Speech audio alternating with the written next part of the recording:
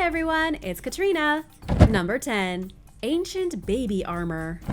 In Russia, archaeologists discovered the grave of an infant from 4,500 years ago. Found inside the grave were small figurines, which scientists say could be ancient baby rattles that were used not only as toys, but also as charms to keep away evil spirits. The incredible discovery was made near the shores of Lake Itkul by researchers with the Russian Academy of Sciences. The infant was buried in a birch bark cradle and was no older than a year at its time of death. It had 8 small horned figurines placed on its chest. These figurines were carved in the likeness of human characters and to look like the heads of animals such as elk, birds, and creatures scientists have been unable to identify. The figurines were carved from deer antlers, found with internal cavities that probably would have been used to produce a rattling sound by inserting small pebbles. However, archaeologists can't be 100% sure.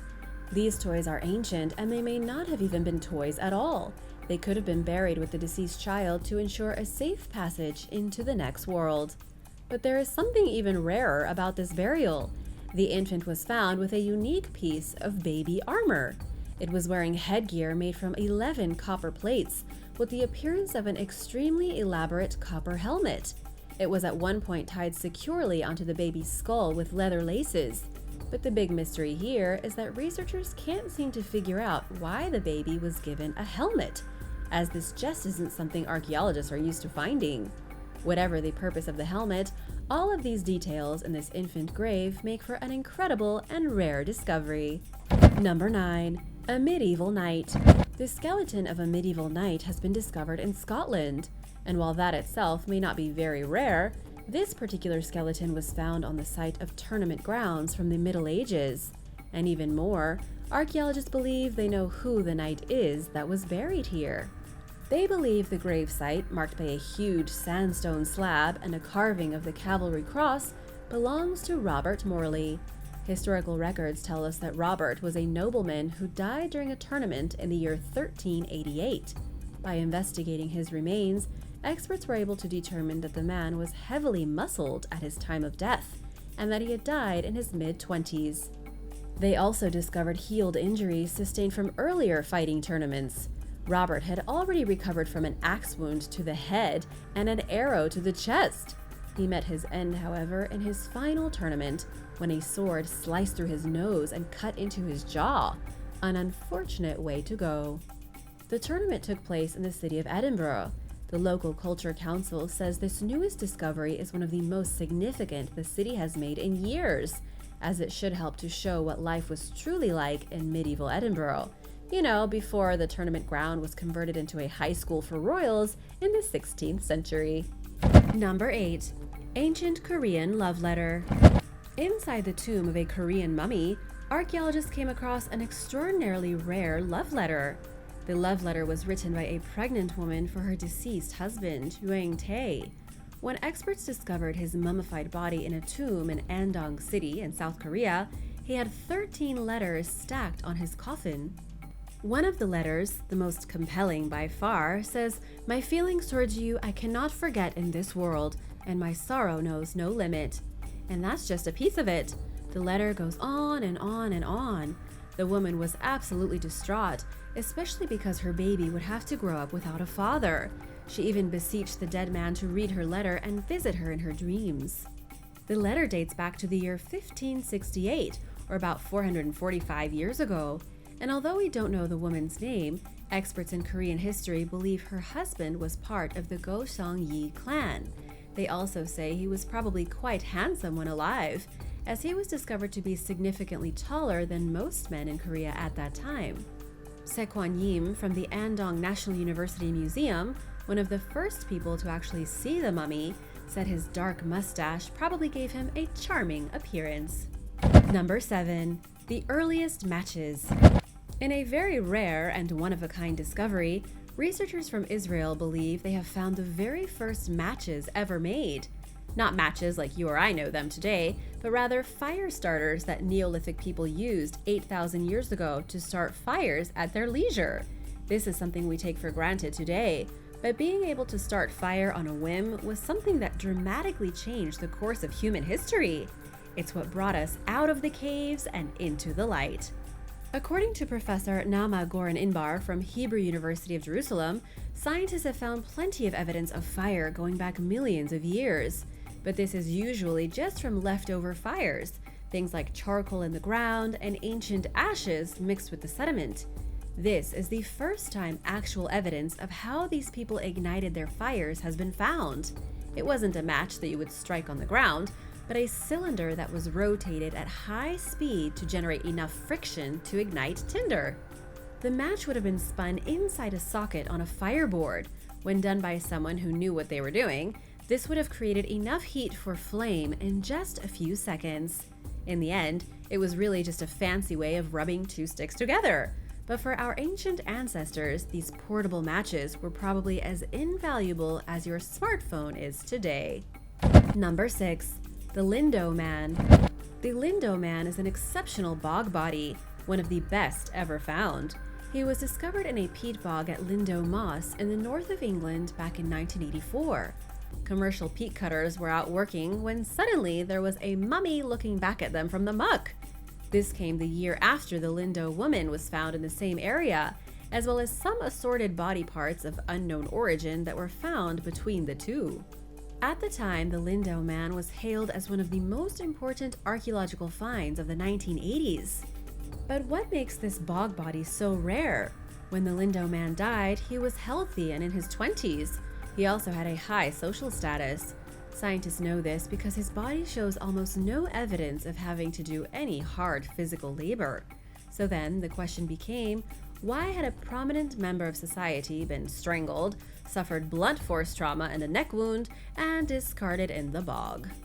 We're not really sure. He was thrown into the swamp face down sometime between the year 2 BC and 119 AD. He is currently preserved and on display at the British Museum. But researchers can't say for sure why this individual was killed in such a brutal manner. Archaeologists have speculated that it could have been ritualistic, but the truth is, nobody really knows. He may be evidence of an early homicide. Number 5. The Brewer's Tomb. One of the rarest tombs ever discovered in Egypt belonged to an ancient brewer from 3,000 years ago. It was an archaeological team from Japan that found the brewer's tomb in 2014 on the west bank of the Nile, belonging to a man named Khomso Im Heb. He was the head of granaries for a group of beer-drinking worshippers of the Egyptian goddess Mut. According to National Geographic, the excavations began in El Kokha after the area was cleared of all modern houses in 2007. Archaeologists were finally able to look for tombs and other things from antiquity. It was as they were clearing tomb TT47 that they found the brewer, the walls of his burial chamber decorated in colorful paintings. These paintings show interactions between the brewer and his family, as well as depictions of rituals centering around beer. The beer cult basically drank copious amounts of beer and worshipped their goddess. It was, in all likelihood, just one great big party. And now for number 4. But first, I want to give a big shout out to Carrie Aubrey and Melissa Watson. Thanks so much for spending time with us. If you are new here, welcome. And don't forget to subscribe and join the Origins Explained family. Number 4. Ancient gaming tokens. The oldest known gaming tokens in human history have been discovered in graves from the Bronze Age. The small stones, carved in various shapes, are about 5,000 years old. They were uncovered from a burial site in Turkey at Basur Hoyuk. It's as if 5,000 years from today, some highly advanced humans were to dig up the ruins of your house and find your old Monopoly tokens. The experts found 49 small stones, each one painted in a vibrant shade of green, blue, red, black, or white. They are all different shapes too, with some looking like triangles, some look like little pigs, some are circular, and some are weird globs. Some of the game pieces were even made to look like pyramids. Plus, they found 3 dice made from white shell and black stone. But now comes the big question. Just what in the world were the game pieces used for? What kind of complicated game could ancient people have come up with that involved so many different gaming tokens? Well, it's hard to say. We do know that similar pieces have been found in more recent archaeological sites in Syria and Iraq, but never whole collections. They've only ever been found as single objects. So archaeologists thought they were just counting stones. Now that all the pieces have been found together, it represents a complete set. It's like finding all the pieces to a chess game. But archaeologists still can't figure out how the game was played. All we know for sure is that people have been playing board games since ancient Mesopotamia, all the way back in 3100 BC. Number 3. A Viking sword. Archaeologists have found plenty of old Viking weapons before, but now they have found something rare and unique. In 2015, the Maybeck Viking burial was discovered and excavated in Orkney, Scotland. It dates back about 1200 years to the heyday of Viking exploration. Inside the burial was a trove of treasures and goods from the Viking era, including one particularly interesting sword.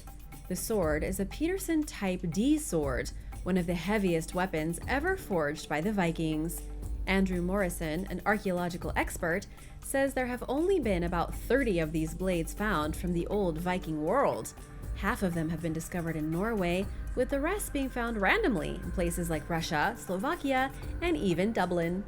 The thing that's so special about a Peterson Type D sword is that the person who wielded it must have been insanely strong. These were huge swords, crafted in the 9th century to do maximum damage. If you wanted to literally cleave your enemy in half, this would have been the blade to do it with. It required a huge hilt for stabilization, but the end result was a devastating weapon. We don't know much about the man who was found with the blade resting on his 1,000-year-old remains, other than that he must have been a ferocious warrior. Number 2. An ancient gemstone. While sifting through the rubble of the Holy Temple Mount in Jerusalem, archaeologists discovered a rare and unique amethyst gemstone that was used during the Second Temple period. The excavations were being carried out near the Western Wall by the city of David. The small oval stone was used 2,000 years ago, probably as a ring. Because the small gem was found amongst heaps of trash in the ruins of a drainage canal, archaeologists have come up with a pretty unique theory. Eli Shukran of the Israel Antiquities Authority believes the gem was worn on somebody's finger as a ring and used as a seal for stamping official documents. It likely slipped off its owner's finger and became lost in the drainage system for the past 2,000 years. It's like if you lost your wedding ring and then an archaeologist found it in the sewer a few thousand years from now. It's one of the oldest and most fascinating lost and found cases ever. Number 1. The oldest string instrument. Here's yet another amazing discovery from Scotland, this time from the Isle of Skye. And rather than a brutal warrior's weapon used to carve people in two, this time we're dealing with a musical instrument. The instrument may have once been used by a peaceful bard, or maybe not. All archaeologists know is that they've uncovered the earliest stringed instrument ever found in Western Europe. Not much of it is left, just a single broken piece of wood. The wood is burnt, in terrible shape, and it was found sitting on the floor of a cave. And while most people probably wouldn't have even recognized it as anything important, archaeologists were able to identify it as part of the bridge of a lyre, one that was used over 2,300 years ago. Musical archaeologist Graham Lawson says the discovery has marked a significant change in musical history. Finding a stringed instrument in a Scottish cave has pushed the history of complex music back over 1,000 years. Because the lyre was almost exclusively used for song and poetry, it's a much more interesting find than something like a flute made of bird bone 10,000 years ago. And while you might think there have been older stringed instruments found in Rome or ancient Greece, that's not the case. The only older lyres found in the world came from Iraq, from 5,000 years ago. This one was built by the Celts, who apparently mastered string music before the Romans ever even occupied Britain. Thanks for watching! What do you think is the most interesting amongst these rare discoveries? Ancient gemstones? Rare love letters? Let me know in the comments below, and remember to hit that subscribe button and come back soon for more amazing videos. Bye!